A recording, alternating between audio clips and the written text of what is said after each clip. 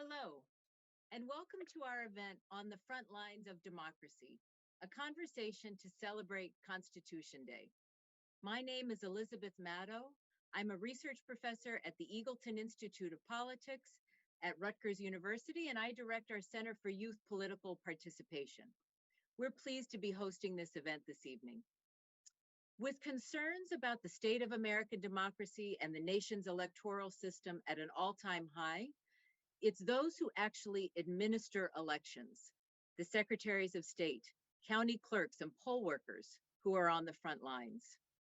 In the wake of the 2020 election, Reuters reported that unsubstantiated accusations of so-called rigged elections have sparked, quote, a campaign to terrorize election officials nationwide, from senior administrators to low-level volunteers, unquote. Sadly, those threats continue. Large numbers of these positions are led by women. Here in New Jersey, 52% of our county clerks are women. So it's women that are on the front lines of democracy here in New Jersey and nationwide, administering safe and secure elections and safeguarding our democracy. We're fortunate to have some of those women with us tonight. To engage in a conversation about the role of election administrators and the unique challenges women administering elections are facing at this inflection point in American democracy. Before we move into that conversation, I want to acknowledge and thank those who have supported this event. Specifically, would like to thank Susan and Stephen Darien, whose fund for the U.S. Constitution, citizenship, and civic engagement have made programming surrounding Constitution Day possible. I also want to thank our co-sponsors, my colleagues in the Center for American Women in Politics, Middlesex College, League of Women Voters New Jersey, Office of Civic Engagement at Rutgers Camden, McCourtney Institute for Democracy at Pennsylvania State University, the Students Learn, Students Vote Coalition, and the All-In Campus Democracy Challenge. Thank you all for your support. To begin our conversation, I'm honored to get to introduce New Jersey Secretary of State Tahesha Way. Tahesha Way serves as New Jersey's 34th Secretary of State. So she serves as New Jersey's top election official, overseeing the State Division of Elections and its work in securing elections and ensuring broad, fair access to the vote. This year, Secretary Way was elected president of the National Association of Secretaries of State.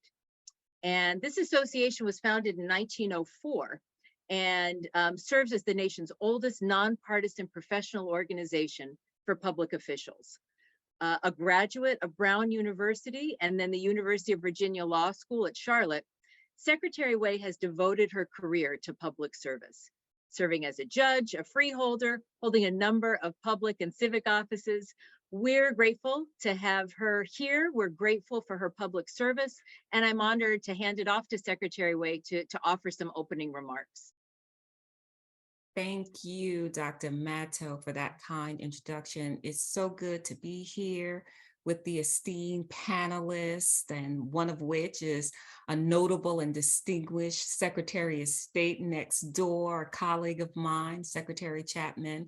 It's always a pleasure, Dr. Maddow, and I do want to say that we here in New Jersey are lucky to have you at Eagleton, especially our New Jersey's young and future voters. And speaking of Eagleton, for 66 years, the Eagleton Institute has been doing the vital work of educating young leaders about civics and our government. This institute and its scholars are essential to New Jersey because of the engaging work done here in programs like this one tonight. Now, as the program notes, Happy Constitution Day 2022. I am so delighted to welcome all this evening for this important conversation. Dr. Maddow noted, I am New Jersey's Secretary of State, and I do serve as the state's chief election officer. As such, I am honored that I get to work on behalf of voters, whether they are long time, first time, for even future voters to ensure that every person who is eligible to cast a ballot can do so in a free, fair, and secure manner. I know that I stand on the shoulders of all those who fought for this sacred right throughout our history, and our communities are stronger when everyone participates in democracy. Now, many people think of elections as a season, running from about Labor Day through early November. But for election administrators, those who are on the front lines of our democracy, this work happens 24/7, 365 days a year, especially after these last few years. We are always looking at what we learned from the last election, seeking opportunities to improve voter experience or respond to new challenges. We're updating our technology and the way we manage voter rolls. We are helping our local partners meet their responsibilities under state and federal laws, and of course, supporting their efforts to recruit and maintain poll workers. But democracy is truly a team sport. Thus, we all need to understand the basics of election administration. This isn't a cookie cutter approach, as it works differently in every state, but I challenge each of you as voters to make sure that you know how it works before Election Day, November 8th this year and beyond. We should know how to serve as a poll worker in your state. What are the hours and training requirements alike? We should know who is responsible for printing the ballots, for the security of the voting machines, who counts those ballots in your state, and when does that happen? Who reports the results? Who is responsible for certifying the election results, and when does that happen? I know I've just cited a bunch of questions, and even this audience, which is probably more dialed in than most, may not know every answer, but we want every voter to seek out that information and know where to find it. We know there is bad information out there, but to be an informed, responsible voter, one should know where to find the good, accurate information. For one, election officials are your trusted sources for this information. So you should find election information with your Secretary of State and or your county or local election officials. And Dr. Matto, given it's a hosting from New Jersey, if I can have a moment of personal privilege for New Jersey. All know that we just celebrated National Voter Registration Day on September 20th. So if you are a New Jersey voter or you want to be one, head to vote.nj.gov when this panel is over. You can register to vote, verify, or update your voter registration online at the same site. You can also sign up for vote by mail and get a list of upcoming election deadlines. If you vote in another state, please visit your state or local election officials' websites for that needed information. My New Jersey PSA is done. So now it is my pleasure to welcome this evening's moderator of this distinguished panel. She reports on Democratic and Republican leadership in the House of Representatives for the Washington Post. Prior to joining the Post, she spent 5 years at NBC News covering Congress and Joe Biden's presidential campaign. She is a graduate of George Washington University. Everyone, please welcome Mariana Sotomayor. Thank you so much for introducing me and for having me tonight. I'm very excited to have this conversation with such impactful women. I'm sure we're going to learn a lot from them today. There are several of them that I want to introduce. Of course, the four that I will be talking to are going to give us a lot of insight. So I just can't wait to get started. First, I want to introduce the Honorable Amber Reynolds. She is the governor of the U.S. Postal Service and an expert on all things election administration policy. We also have the Pennsylvania Secretary of State, Leigh Chapman, with us, Georgia Deputy Secretary of State, Jordan Fuchs, and the candidate for Jefferson County, Colorado Clerk, Amanda Gonzalez. First, I'd like to start with you. So sorry, I need to move this over. I'm having a little bit of technical difficulties. I'd like to start with you, Ms. Chapman. What motivated you to actually become involved with election administration? Sure, well, thank you so much. And I just wanted to thank you, Secretary Way. Thank you, Rutgers University, for having me on this panel today. It's an honor to be here. It's great to be also on a panel with Amber McReynolds, who I've worked with for many years around mail-in voting and best practices. And I actually have ties to New Jersey. My dad was born and raised in Camden, New Jersey, and he was a graduate of Rutgers University in 1966. So I was telling him I was going to be on this panel today. So it's great to have a connection. But, you know, I really started my journey into what I do now at a very young age. My parents instilled, you know, voting in every election. You know, I come from a family that never took any election for granted, just given our family's history, you know, being African Americans. You know, my family was originally from the South, and all the struggles that my grandmother told me about as far as accessing the ballot. And I went to Howard University School of Law and graduated with a law degree in 2009. And I knew civil rights and voting rights was always something that I wanted to focus on. And when I actually was a first-year law student, we were all tasked with reading a book from Charles Hamilton Houston, who was a former dean of the law school, but he wrote that a lawyer is either a social engineer or a parasite on society. So that's something that I took to heart and really wanted to instill in my career when it came to voting rights and just making sure everyone has access to the ballot box. So I started off at an organization called Advancement Project, and I was a staff attorney and worked on a few voting rights cases. And the main one in particular was the Wisconsin voter ID law case back in 2013. And I was responsible for identifying witnesses for that case. So I actually had a witness in that case who was a 92-year-old woman.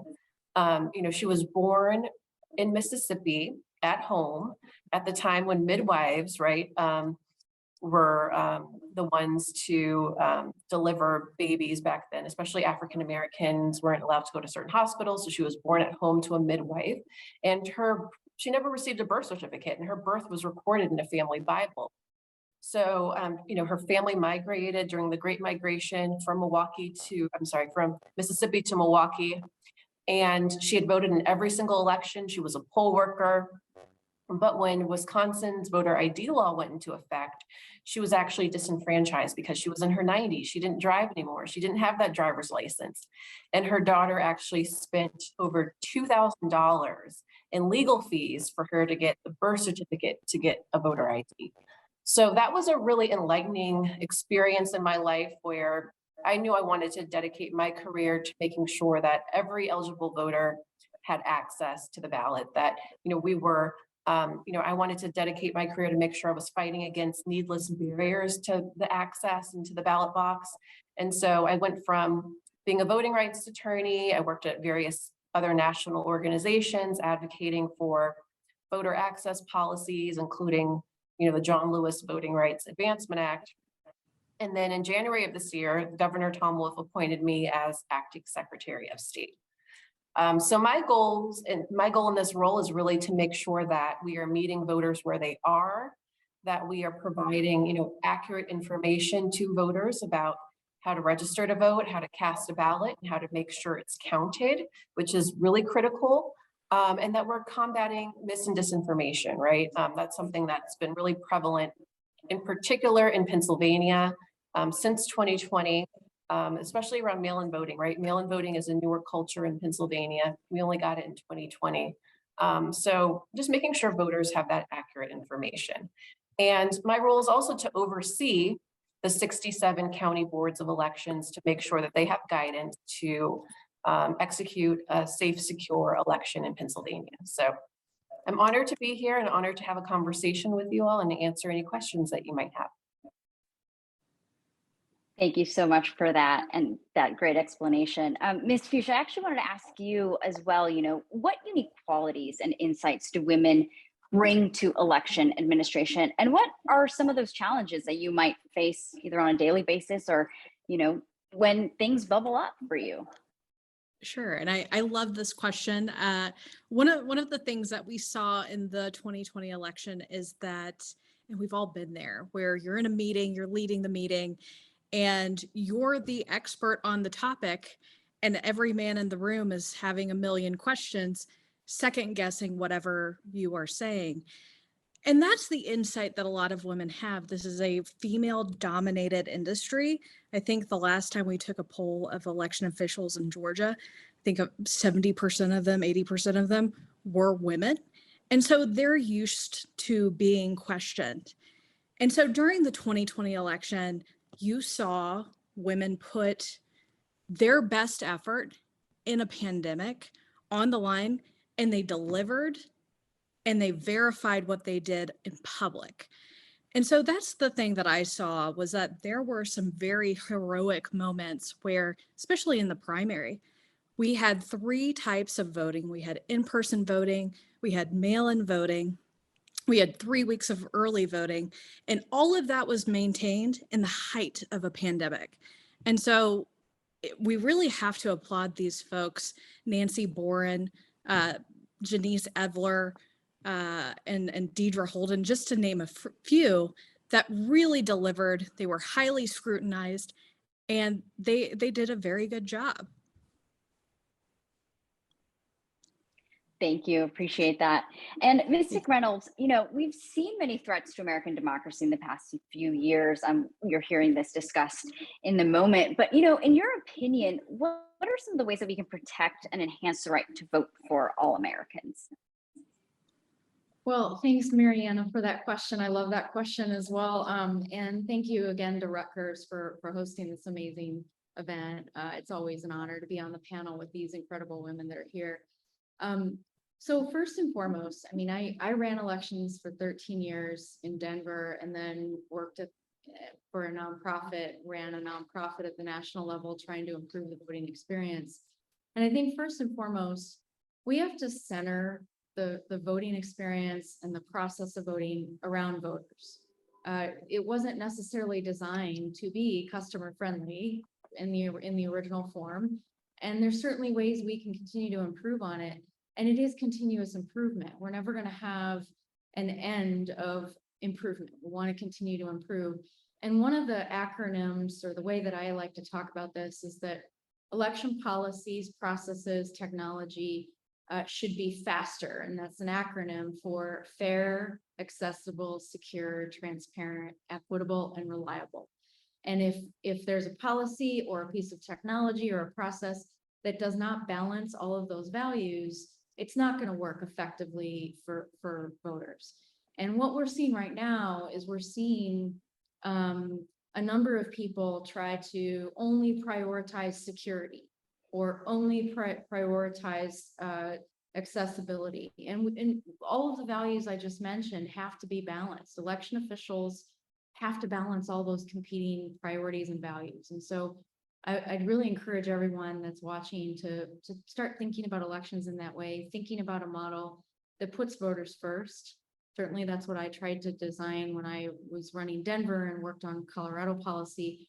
And I think as long as we center the voter and approach it in a nonpartisan way, we can try to get people back off of the partisan rhetoric that we're seeing so much of today and do more to build transparency in the election process. I do think that's a huge opportunity we have to push back on the conspiracies and the lies and the attacks and all of that by building more transparency, doing more to educate local reporters and the public and all of those interested parties in the election process, invite them in to tour the counting facilities and the processes and see it. those examples of transparency certainly help. And then I think civics education generally, right now, we kind of start this process when kids are in high school. It's got to start at first grade. I have a 9 and 11-year-old. I bring out my ballot and we vote at home, and I explain this process to them every election cycle. I'd encourage all parents to do that. And again, continuing to, build civics into our everyday life so that we improve our civic health over time. And that includes voting access and improving the voting experience overall. And Ms. Gonzalez, correct me if I'm wrong, but I believe you are actively running again for office. And so what encouraged you, what made you want to run for Jefferson County Clerk? Sorry, it helps if I get off mute. Yeah, so I am running for office, and I was thinking about this question and I had sort of a political answer, but I'm going to skip some of that because really at the end of the day, all of the things that we're talking about today are really personal, right? Voting rights are the foundation of all other rights. So whether you care about healthcare or the educational access your kids have or the environment, we have to have a functional democracy in order for your voice to be heard on any of those issues. And so, for me, I used to teach as an adjunct at a local university here, and I was teaching Chicanos and the law the night that President Trump was elected. And so when we came back to class on Thursday, a number of my students, like my grandmother, were undocumented. And for a lot of them, I was the only attorney that they knew. And so they were looking at me saying, am I going to be safe? Is it going to be okay? And I didn't know, right? None of us could predict the future at that point. And I'm actually really grateful that I didn't know how detrimental that administration really was going to be to our democracy. But the next number of years, I was the executive director of a voting rights nonprofit here in Colorado. And I really got to see the way that people came together, right? They recognized a threat and they said, I believe in our democracy. I believe in our system. I prioritize voting rights. And it was like everyday people. I had little old ladies, right, were coming to our office. I had young people that were getting involved in voting and elections and civic engagement for the first time in their lives. And in Colorado, we were actually able to pass a number of policies that are really, really great for voters and for voting in the state. So we passed automatic voter registration. We made it possible for people who were on parole with a prior felony conviction to vote. We made it so that our redistricting process was more fair and transparent. And we also created some campaign finance limits where none had existed before. And so we made all these tremendous strides, and seeing that was just so inspirational, right? Our democracy at the end of the day is all of us, right? It's not one individual person. And so, I think, why am I running for this office? Because I know how important this is. I know that just because I'm in a state in Colorado where so many before me have worked to make our voting laws voter centric, we can't take that for granted. We have to continue to protect it every day. I mentioned before that my grandmother was undocumented when she came to the country, and I would be the first Latina in this role if I'm elected. And so just recognizing sort of all of the work that we each individually have to do, I just really saw this as my part. I have expertise to offer, and I want to make sure and protect the right to vote for the people in my community. So, just hearing all of you talk about why you all got into this, what you'd like to continue to do in these roles, it's kind of interesting. When I was growing up, I'm sure when all of you were growing up, I'm sure a lot of people listening in when they were growing up, a lot of your titles were not necessarily in the news. It wasn't necessarily, we heard or talked about Secretary of State or what they did, right? But because of the last election, we have seen just how a number of political roles, and I would even include myself as a reporter, has become more politicized. I know, Ms. McReynolds, you talked about being more transparent, being more open about what we do for a living, how you influence the electoral process. And I want to address this question to all of you, and maybe I'll start with you, Mrs. Chapman. You know, what do you think the solution is at this time when many things are politicized, when many roles that you do, for example, are misconstrued? How should people be, talking to their fellow Americans about the importance of voting, of paying attention, and making sure that they don't fall into a lot of the misinformation out there about what you all are doing? Sure. Thank you for that question. I really feel like the best counter to mis and disinformation is just educating voters, right? Telling them what the accurate information is, making sure that they understand what trusted sources of information are. And I know that Secretary Way mentioned that in her opening remarks, through the National Association of Secretaries of State, there's a whole campaign called Trusted Info. And all the Secretaries of State offices are participating in that. And, every day my digital director posts on our social media channels just information about, voter registration, what the options are in Pennsylvania to request your mail-in ballot.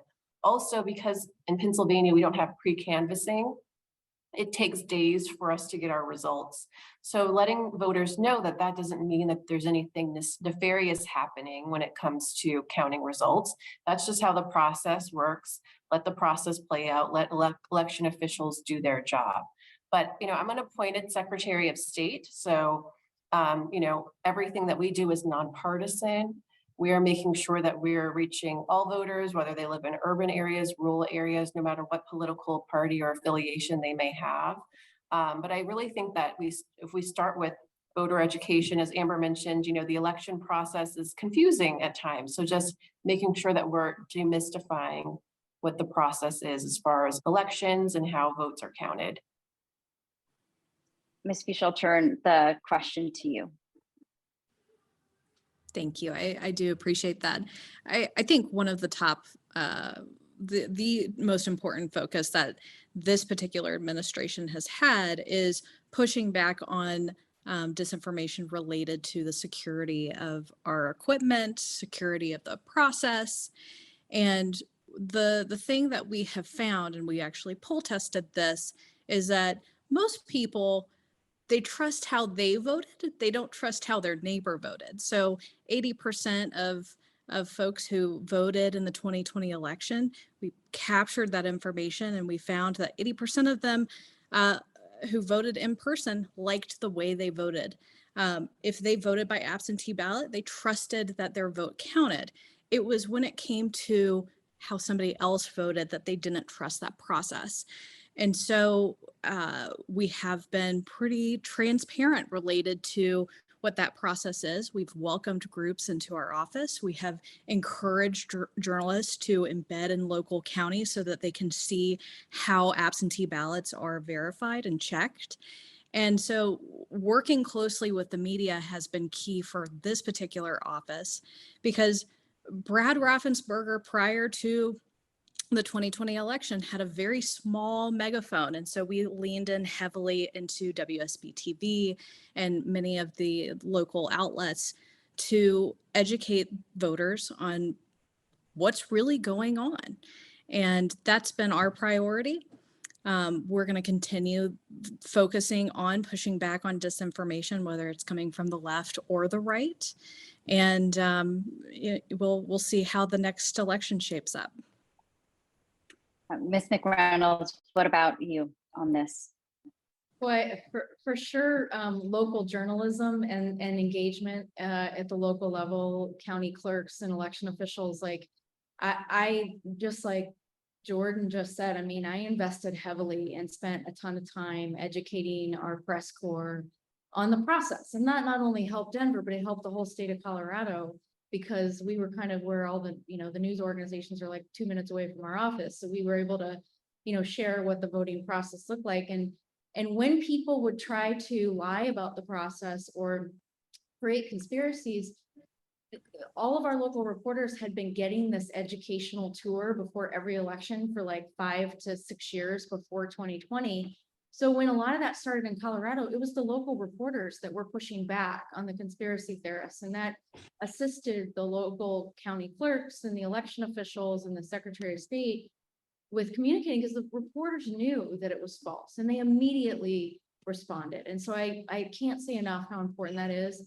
I also think that things like, you know, with mail ballots or with in-person voting, election officials send out information, whether that be the polling place information card or the ballot information booklet or the mail ballot itself. On those materials, huge opportunity for states and localities to say, hey, for facts about the voting process, visit this website or go to this location or go to Trusted Info 2020 through NAS. Huge opportunity to make sure there's a note on all of those materials that are going out from election offices to give voters a resource when they get their voting information, that they can go fact check things and put that out there in front of them. I think it's, if you're not doing that now, it's a very tangible way to use real estate on a piece of mail you're already using to do that.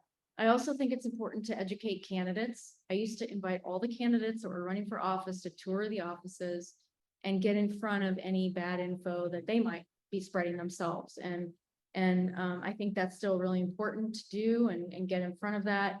And then one thing I just want to highlight quickly is, you know, use technology and use tools that now exist to build trust in the voting process. And a great example of that is ballot tracking systems for those voters that use mail ballots. Georgia, and through Jordan's leadership and Secretary Raffensperger's leadership, they kicked off a statewide initiative for that in 2020, as did California, Virginia, Colorado finally came on board in 2020. We had started the ballot tracking tool in Denver way back in 2009, if you can all believe it was that long ago. And now finally, after all these years, 100 million people nationwide now have access to use that tool that exists. And so those kinds of things build trust. We know that. We polled that. People feel more confident in their vote being counted when they have the data on where their ballot is at any given point in the process. So I think those are good examples of action items and tools that can certainly help. Ms. Gonzalez, what are you doing in your community to build that trust? Well, I also want to give a little credit to Amber. You know, you were not only educating press in Denver, but also creating a lot of avenues for community members to have input in the process, to understand how it was working well in advance of Election Day or the voting period. And I think that is so critical. A lot of the mis and disinformation that we were seeing in 2020 you know, was on social media and was in private Facebook groups. It wasn't necessarily all of the places that, you know, we might be able to see it. And so one of the things that we did is we educated over 300 volunteers on identifying mis and disinformation, reporting it, and also offering resources that were accurate, right? So most people don't even know who runs their elections, right? Let alone, you know, trust that person and know how to find accurate information. But they probably do trust their neighbor, right? Or they probably do trust the person that is in their mom's group with them. And so we were teaching folks to really be respectful, right, of their neighbors, their friends, and their family members, and saying, hey, you know, you posted this thing. Here's a link to a government website, or here's a link to your county clerk's website that has all the information about that. I think you should check it out, right? And so really helping community members educate the people that trust them and help them get accurate information. Right. Well, I want to turn to some listener questions. One of them, of course, is, you know, what do you tell young people who may want to get involved in the kind of work that you all do? And I will add to that, since we do have this panel of fabulous women. I think it was you, Ms. Fuchs, who had mentioned, you know, just how any political role can be different for women, even in this day and age. So what advice do you give to young women who are looking to enter the political realm, even in this way, through the electoral process? We'll start back from the top with Ms. Chapman. Sure. So actually, you know, Tuesday was National Voter Registration Day, and I had an opportunity to go to a few colleges in Pennsylvania and to speak directly with students. So this actually came up as I was having conversations with them. And for me, it was really important to not go to the, Penn State or the large schools. I actually went to a community college. I went to a historically Black college and university, and then I went to a technical 2-year residential school. So, we actually had a very successful day. We registered. Many students had great conversations, and a lot of students just wanted advice. A few of them were interested in getting involved more when it comes to politics or voting rights or democracy. And I told them, a few ways for just figuring out how the process works is one, you can always volunteer, and you can volunteer for a campaign. That's a really good way that people get experience through door knocking, just having conversations with voters. That's one way. Also, just getting involved with their students and the clubs that they have at school, registering their peers. I was having conversations with a lot of students, and some were excited about registering, but some just said, I'm not interested. And just having those conversations as far as why aren't you interested, and what issues they really care about was important. So I think there's a lot of work to be done in the college campuses. There was a recent report that was issued by Circle, which I'm sure many of you are familiar with. It's like a organization out of Tufts University, and they study young voters. And at least in Pennsylvania right now, our young voter registration, so if you're looking at the youngest demographics, those 18 to 19, we're lagging in voter registration amongst that age group compared to where we were in 2018. So there's a lot of work to be done to register young people right now. And, with here, our voter registration deadline's October 24th.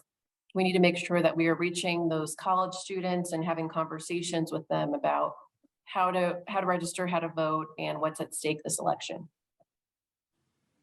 Got it. Ms. Fuchs, how about you? Yeah, from my perspective, what I did was I worked on campaigns pretty early on in my career and found a very young and vibrant pool of candidates to work for, and I believed in them. And so many of those folks, when I ended up taking on a client for named Brad Raffensperger and running his statewide, those women who I helped get elected ended up vouching for me when I decided that I wanted to work at the Secretary of State's office as Brad's chief of staff. And so building up your network, building up and helping folks get elected is one of the ways that you can get involved in politics. And if you're looking to go into election administration, one of the best paths I would recommend, and a lot of people do this, is they get a master's program in public policy first, and then they try to get into leadership positions in the election sphere, whether it's in policy or in a local elections office.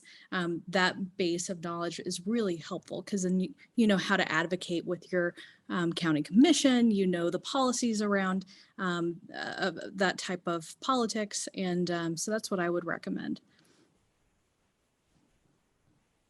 Ms. McReynolds, what's your advice? Well, so I guess I'll give a little bit of advice on how I got into this. I did my master's of science. So I lived in London, studied comparative politics, and worked in parliament. And then my second job, actually, after I finished my master's degree, was with an organization called the New Voters Project. And that was set up as a nonpartisan project to encourage civic participation, voter registration activities, and institutionalize that on college campuses. And I worked as a state coordinator in 2004 in Iowa, and worked across Iowa with a lot of campuses.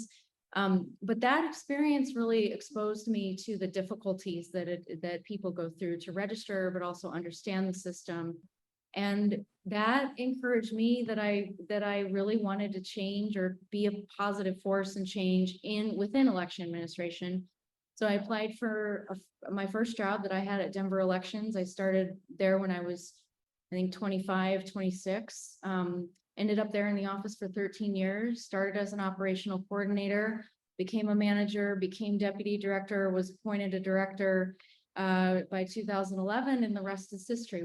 We rewrote laws, we disrupted the system, we created a lot of innovation and technology, and really positioned Denver to be an awesome office. And I, along the way, had the chance to hire a very diverse team, and I hired people right out of college.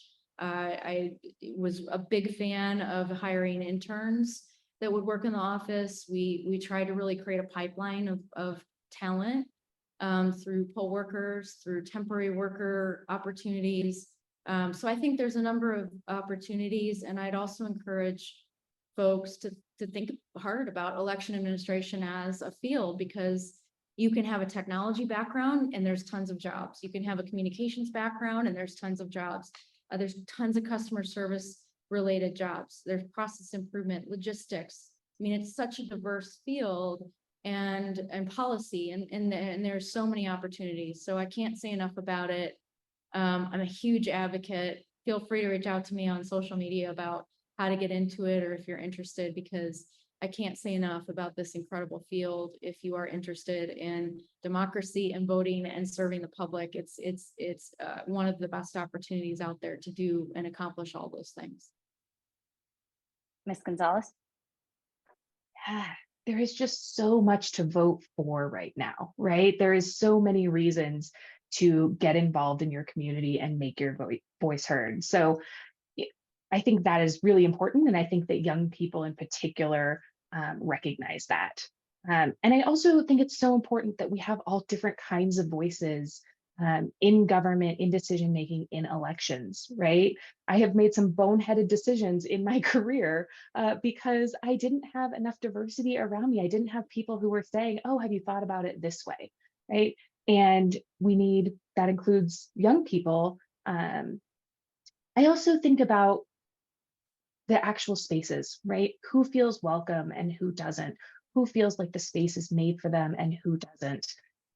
And we talk about inviting people to the table. I think we need to really think critically about how we've constructed that table in the first place and who has invitational power, right? That people need to feel welcome in our systems. And then finally, around women getting involved, I would not have run for office if multiple people hadn't called me and said, hey, I think that you're the person for this role, and I think that you should consider running. And so when you think about getting other women involved, other young women involved, elevate women's names in spaces where there are opportunities. I used to run a small business. I had about 50 employees, and I will tell you, every single year, men were asking for 20% raises. Right.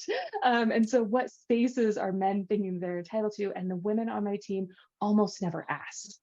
And so making sure that the women around us know that we need them in positions of power and decision making, and helping to elevate each other in the spaces where opportunity is possible. We only have a couple minutes left, if you can believe it, for our conversation. I wanted to ask you, it's midterm election time.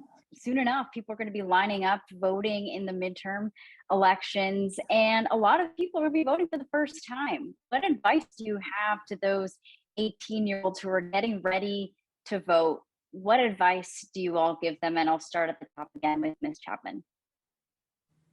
Sure. Well, that's exciting. Yes. I feel like voting for the first time is always so exciting. And I definitely remember the first election I voted in. So first, congratulations on taking that step. I would say, when you're registering to vote, check your address.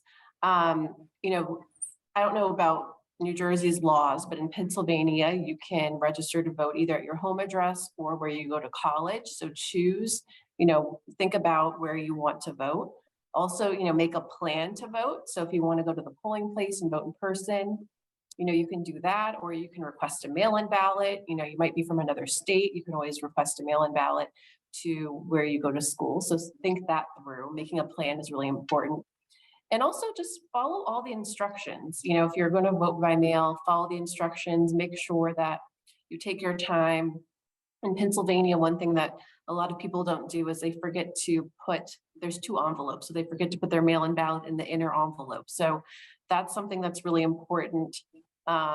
And, if you have any questions, most states have really user-friendly websites where you can go and look up information as far as what you need to bring. First-time voters in many states need to bring some type of form of ID. Doesn't have to be a photo ID, but like a utility bill, or your student ID could work in many instances. So just know what the rules are in your state. But congratulations on taking that step, and I think it's great for people to participate. Ms. Fuchs, what should first-time Georgian voters know?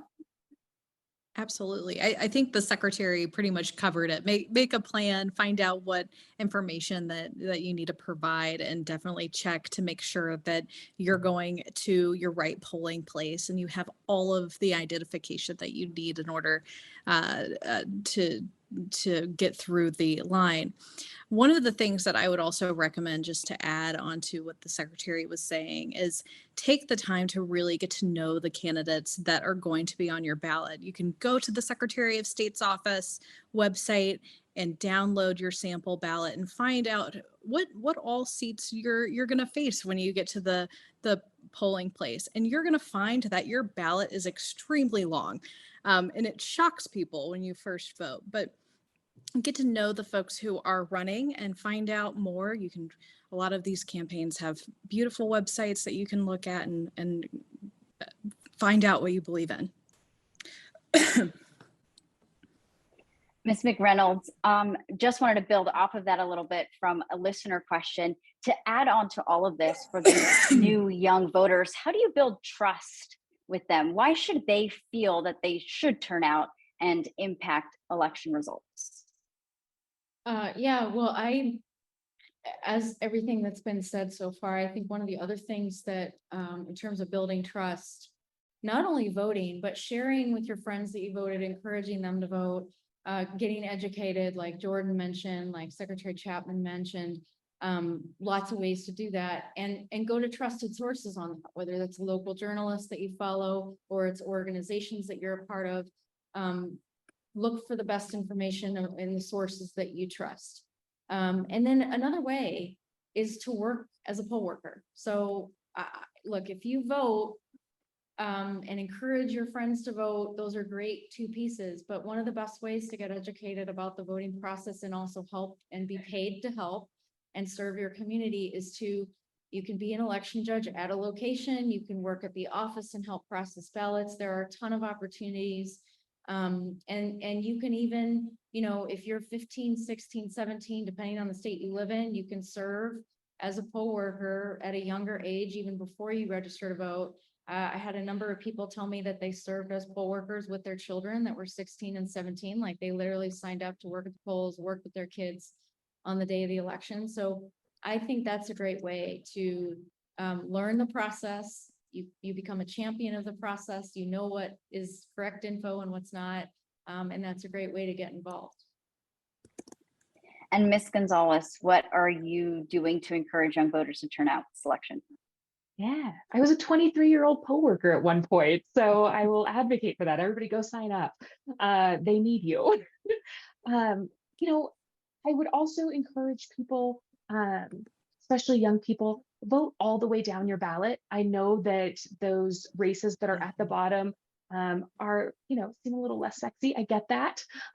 But those are the races that often impact your everyday life, right? And those are often the races that are decided by the narrowest margin, right? I'm running for clerk and recorder. My office will be the office that decides where drop boxes are located, right? Most Coloradans vote the ballot that is mailed to them, and they really like dropping it off in a drop box. They know it got there, that it got there on time.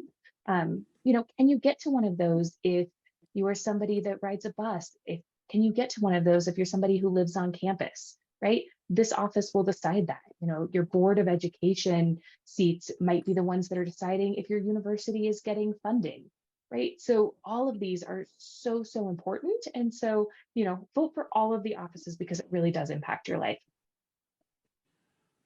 This has been a great conversation with a lot of advice, and I hope a lot of people tuning in were able to take those little bits of wisdom that you've all provided. It was really great for me to even ask you all these questions. Thank you so much for doing this, and good luck with all the work that you're doing. I know we all want to make sure that you four are supported in all that you're doing ahead of the election. So thanks again to everyone. I want to toss it to Elizabeth Maddow. Thank you very much. And I would just echo my thanks, and certainly at the Eagleton Institute of Politics, where I'm on the faculty, we're always trying to link theories of politics with the practice of politics. So there's no better way to do that than to hear from people who are actually serving in these offices. And so I think, you know, not only have you given us so much good information, especially to our first-time voters, but offered a lot of inspiration too. So I want to thank all of you for being here. Thank you to our moderator, Mariana Sotomayor. Thank you to all our panelists. And thank you to our co-sponsors. Thank you for putting up with some Zoom issues. We had some Zoom issues that we're still haven't all figured out Zoom yet, but we will eventually. So I really appreciate all of you being here. Thanking everyone, our sponsors, our supporters. And as a lot of our guests have mentioned, voter registration deadlines are coming up, and they vary across the country. There are some states that are getting ready to do early voting. So it's coming quickly, and it's really important that you get accurate, nonpartisan, comprehensive, current information. Secretary Way gave some resources at the beginning. We've offered some resources here, but what's most important is that you get that information, meet those deadlines, and then, and I think I want to end with a thank you to all those on the front lines of democracy, those who are serving at our polling locations, those that are serving as secretaries of state and county clerks. I want to thank my county clerk. And thank you all for joining us tonight, and have a successful and safe election season. Thank you.